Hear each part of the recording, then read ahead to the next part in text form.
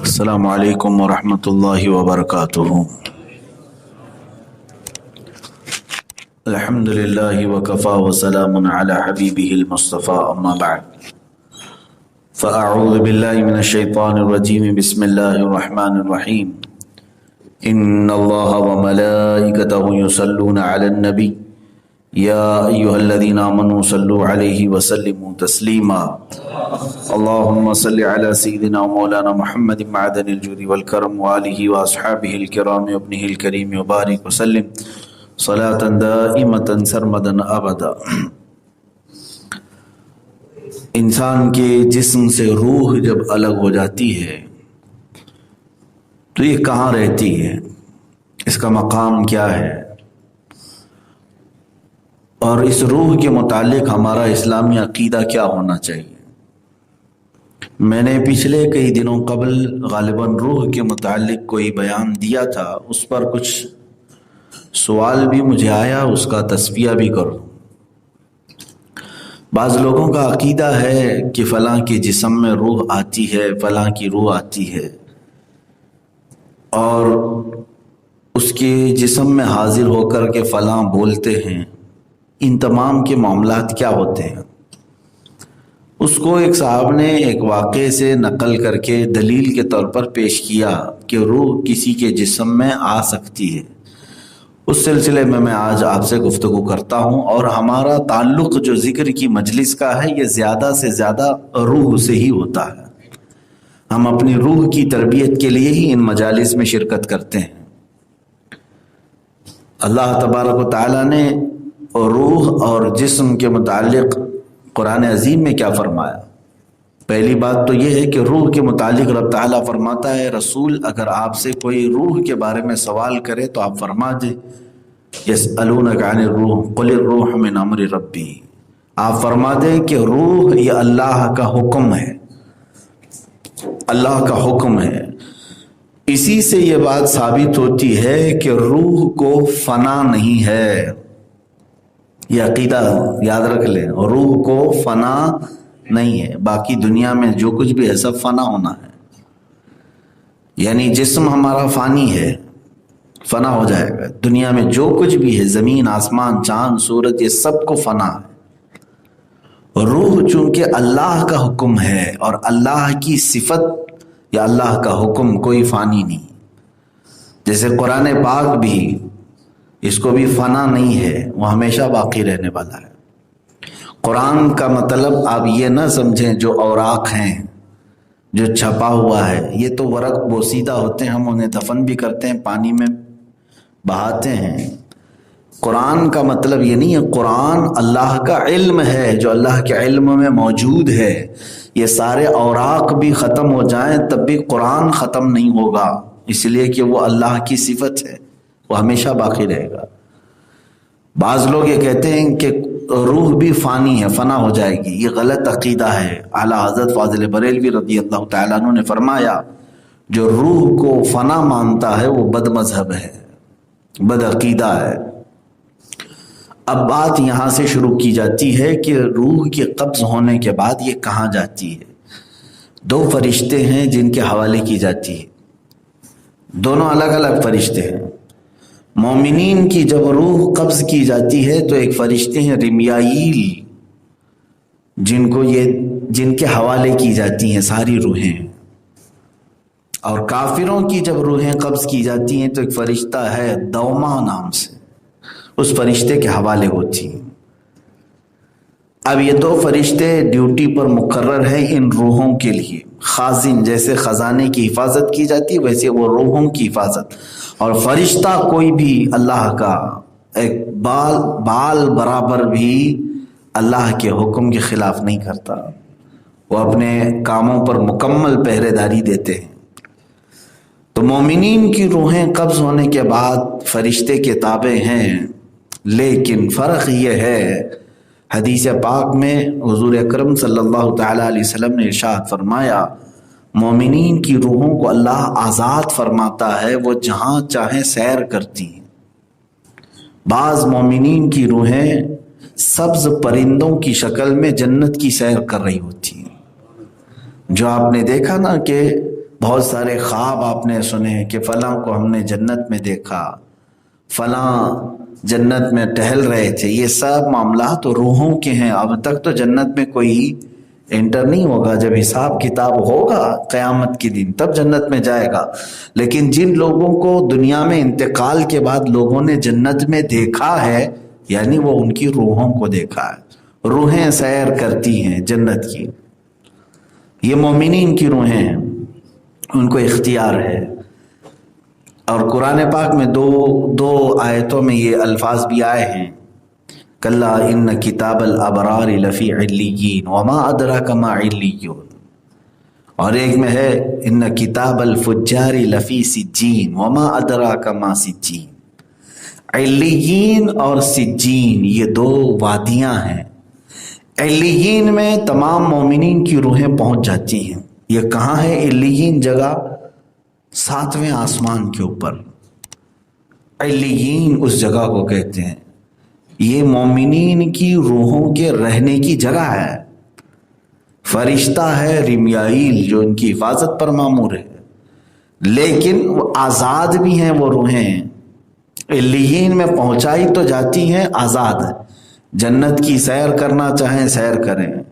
اور ایک حدیث میں ملتا ہے کہ چاہے زمزم کے کنویں کے پاس ہزاروں مومنین کی روحیں ہوتی ہیں، وہ وہاں پر ہوتی ہیں، کچھ خانہ کعبہ کے پاس، کچھ رسول اقدس صلی اللہ تعالیٰ علیہ وسلم کے روضے کے پاس، یہ مومنین کی روحیں ہیں۔ اور کافروں کی جو روحیں ہیں وہ سجین میں ہوتی ہیں۔ سجین کہاں ہے؟ 7ویں زمین کے نیچے شیطانی لشکر کی جو جگہ ہے، شیطانی جو لشکر ہے وہ ہے شیطان کی ذریت، بہت بڑی ایک وادی ہے علیین، وہ شیطانی لشکر پورا وہاں پر موجود ہے۔ کافروں کی روحیں وہاں پہنچائی جاتی ہیں، لیکن وہ قید ہوتی ہیں، انہیں آزاد نہیں رکھا جاتا۔ دوما نام سے جو فرشتہ ان کی حفاظت پر مامور ہے، ان میں سے کوئی روح کو وہ آزادی نہیں دیتا۔ اب یہاں سے پتہ چلا کہ جو یہ خیال ہے کافروں کی روحیں بھٹکتی ہیں، یہ غلط ہے۔ وہ تو مرنے کے بعد اور زیادہ قید میں جاتی ہیں، وہاں سے آنے کا سوال ہی نہیں ہوتا۔ کافروں کی روحیں قید میں ہیں، مومنین کی روحیں آزاد ہیں۔ آزاد ہے اس کا مطلب یہ بھی نہیں کہ جس پہ چاہیں سوار ہو جاتی ہیں۔ تناسخ ارواح کا عقیدہ کفر ہے، کفر۔ تناسخ ارواح کسے کہتے ہیں؟ جیسے فلاں کی روح فلاں کے جسم میں آ گئی، یہ عقیدہ رکھنا کفر ہے، اسلام سے نکل جائے گا بندہ۔ لیکن بہت سارے لوگ جہالت کی وجہ سے ان تمام معاملات کو سچ مان لیتے ہیں، اور کچھ علاقوں میں ایسا ہوتا بھی ہے۔ پریکٹیکلی طور پر لوگ کہتے ہیں کہ آپ بتائیے ان کے جسم پر کون آیا ہوا ہے۔ مثال کے طور پر آپ کے محلے سے کسی کا انتقال ہوا، یہاں پر کسی کا انتقال ہوا، اب آپ کے گھر میں مثال کے طور پر آپ کسی کی دادی تھی، دادی کا انتقال ہوا، انتقال کے بعد کہاں ہے آپ، کہاں رہ رہے ہیں؟ پاک سائٹ وکرولی میں رہ رہے ہیں، اور پھر ممبئی سینٹرل میں جائیں، وہاں کسی ایک عورت کے جسم پر وہ یہاں کی دادی آئی ہوئی ہے۔ وہ کیسے پتا چلا؟ وہاں کے گھر والوں کے پاس ایک خاتون ہے جو بڑبڑا رہی ہے اور کہتی ہے میں پاک سائٹ میں رہتی تھی، فلاں مجھے فلاں نے مارا ہے، فلاں نے وہ کیا ہے، میری 4 بہنیں ہیں، میرے 2 بھائی ہیں، وہ سب پورے یہاں کے خاندان کی ڈیٹیل بتا بھی رہی ہے۔ تو وہاں کے لوگ پتہ کرتے ہوئے یہاں آ گئے، پوچھا کہ یہاں کوئی ایسی خاتون تھی؟ تو لوگوں نے کہا ہاں تھی۔ کہاں ہے؟ کہا انتقال ہوا۔ ارے انتقال ہوا؟ وہ تو ہمارے گھر میں ہماری فلاں خالہ کے جسم پر آتی ہے اور تمہارے گھر کے سارے قصے بیان کرتی۔ اب ان لوگوں کو یقین ہو گیا کہ دادی جو ہے فلاں خالہ کے اوپر آتی ہے۔ کیسے یقین ہوا؟ آپ بھی اس جگہ پر کھڑے رہیں گے تو یقین ہی کریں گے کہ وہ ممبئی میں رہنے والی ایک عورت وکرولی کی کسی گھر کے بارے میں کیسے جان رہی ہے۔ اس کے 4 بہنیں ہیں، 2 بھائی ہیں، گھر کے معاملات، وہ وہاں رہنے والی خاتون کیسے جان رہی ہے؟ ضرور ان کی دادی ہمارے گھر کے خالہ کے جسم پر آئی ہے، وہی بتا رہی ہے۔ میرے عزیزو، نہ خالہ کے جسم پر دادی آتی ہے، نہ دادی کے جسم پر خالہ آتی ہے، یہ کوئی تعلق نہیں۔ ابلیس، شیطان مردود کسی کے جسم پر سوار ہوتا ہے اور وہ ادھر کے حالات لے جا کر اس کی زبان پر بولتا ہے تاکہ گھر والوں کو یہ لگے کہ فلاں کی روح آ گئی، اور روح کے آنے کا یقین رکھ لیتا ہے آدمی تو کافر ہو جاتا ہے۔ شیطان کا صرف یہی مقصد ہوتا ہے، شیطان چاہتا ہے کہ اس کا ایمان چلا جائے، یہ مان لے کہ اس پر آئی ہوئی روح ہے۔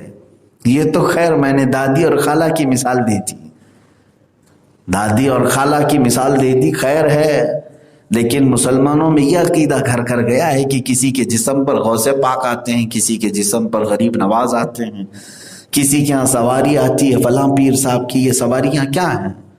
روحوں کا اس طرح کسی کے جسم پر سوار ہونے کا عقیدہ رکھنا کفر ہے میرے عزیزو، یہ نہیں آ سکتی، اسلامی عقیدے کے برخلاف ہے۔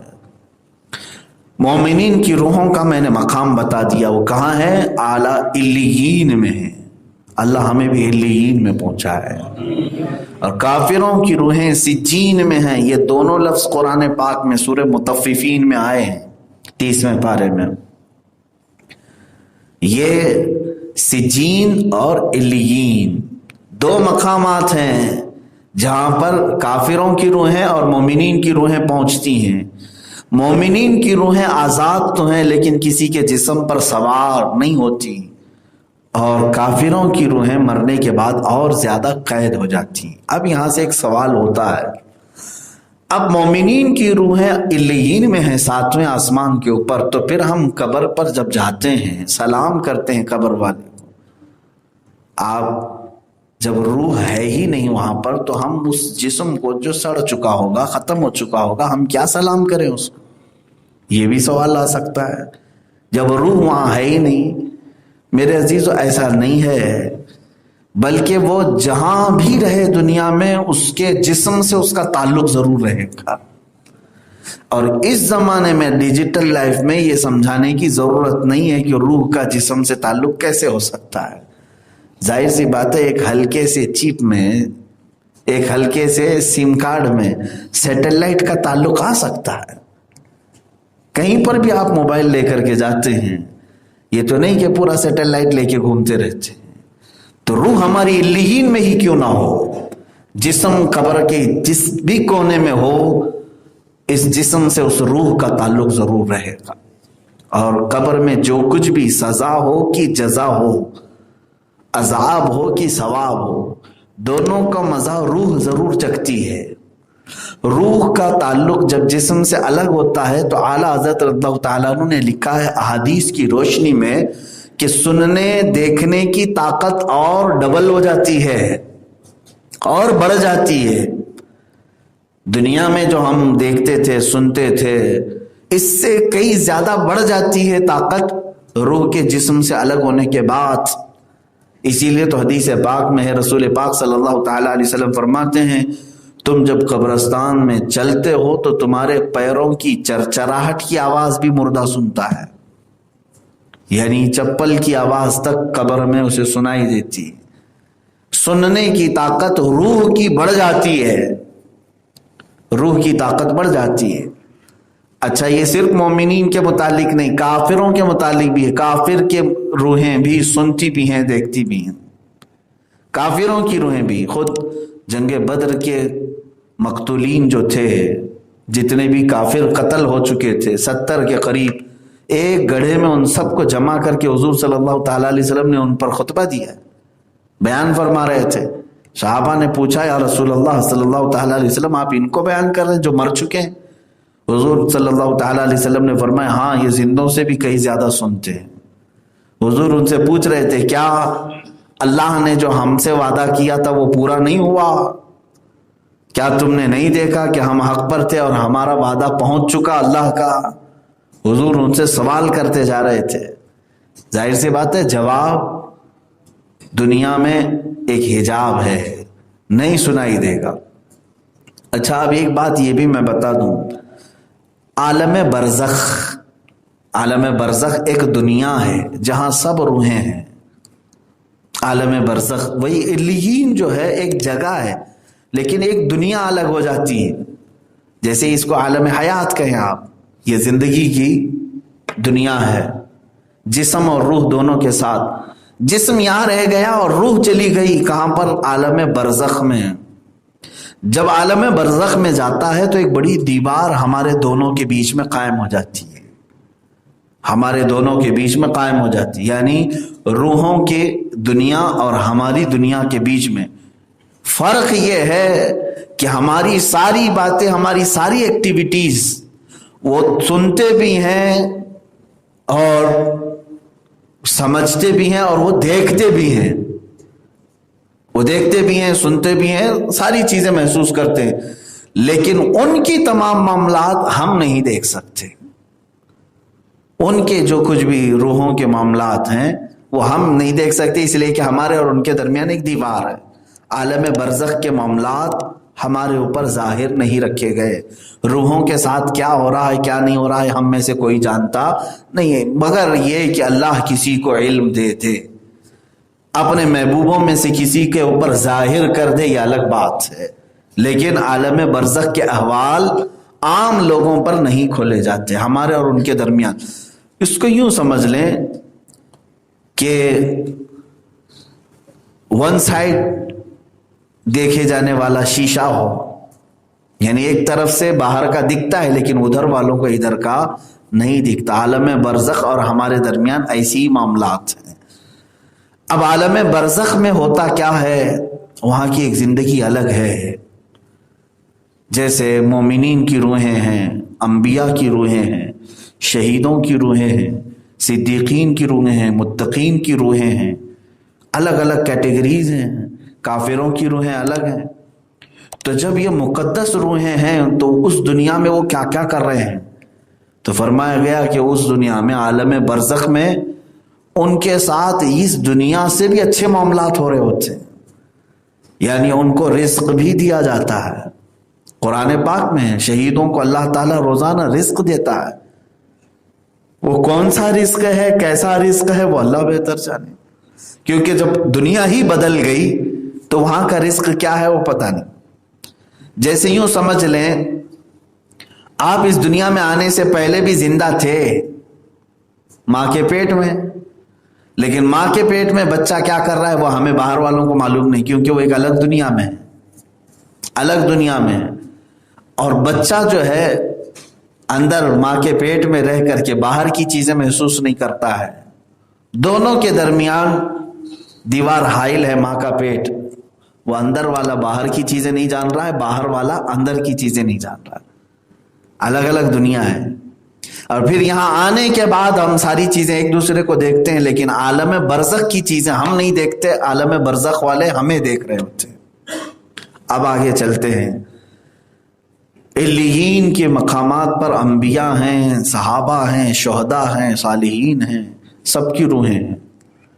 اور کبھی وہ سبز پرندوں کی شکل میں جنت میں اڑ رہی ہوتی ہیں، اور کبھی زمزم کے کنویں پر، اور کبھی خانہ کعبہ کے ارد گرد، اور کبھی روضہ رسول کے پاس. مومنین کی روحیں قبض ہونے کے بعد.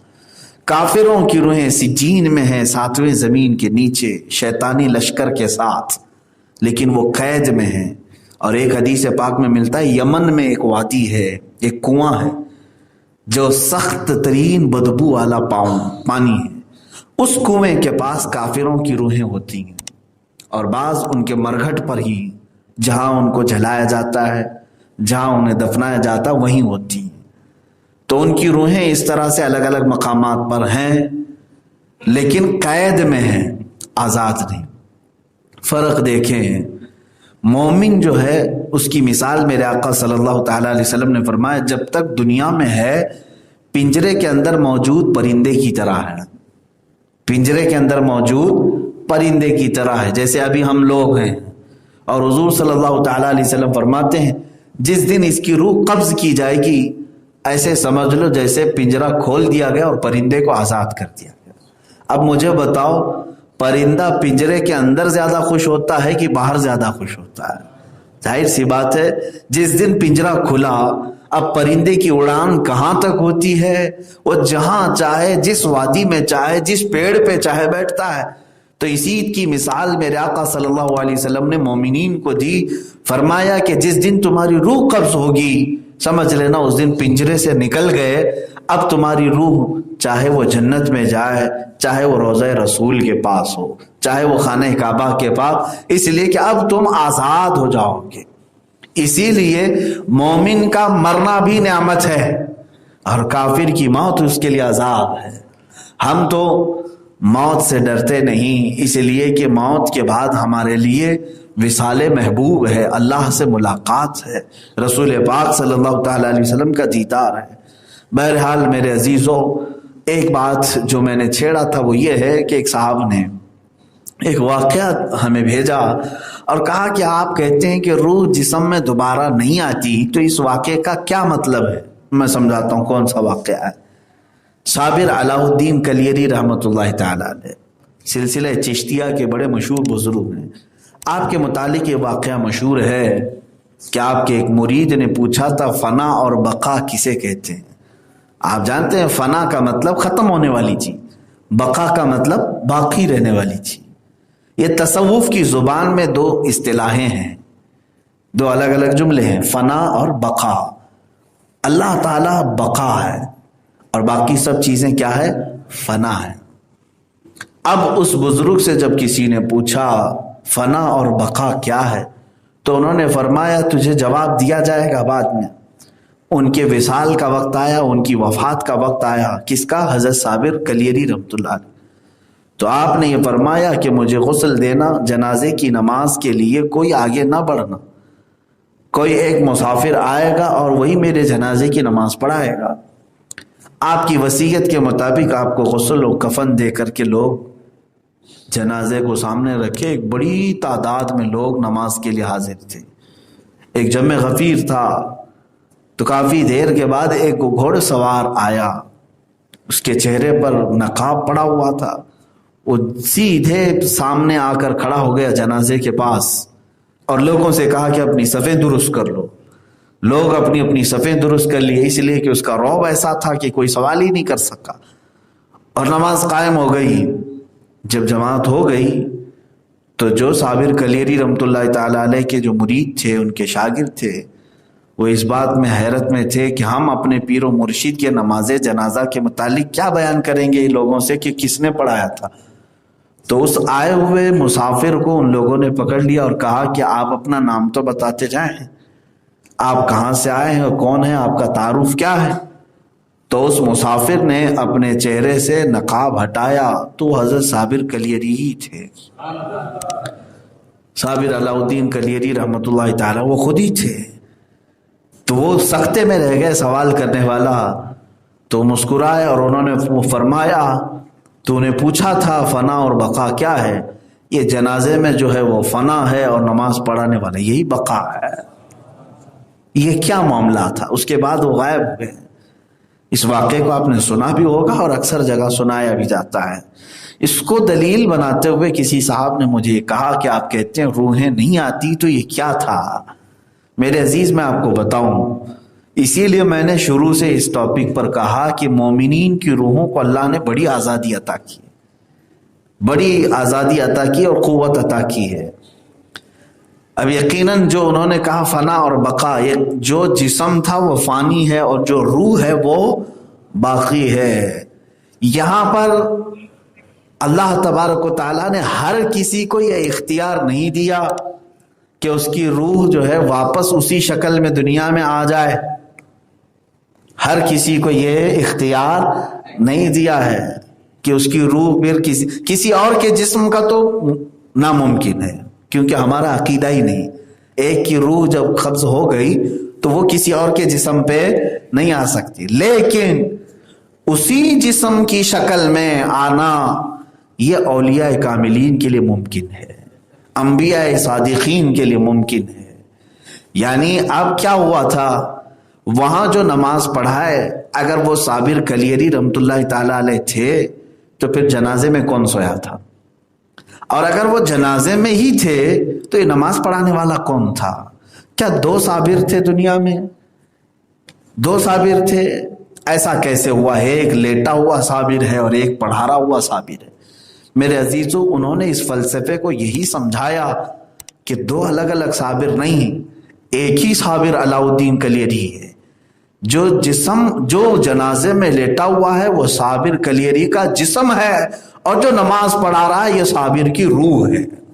اور روح کو اللہ تعالیٰ خود اپنی شکل، یعنی جو اس کی دنیا میں تھی اسی شکل میں واپس دے بھیجنے کا اختیار ہے۔ اسی لیے بہت سارے لوگوں نے عالم بیداری میں حضور پاک صلی اللہ تعالی علیہ وسلم کی زیارت کی ہے۔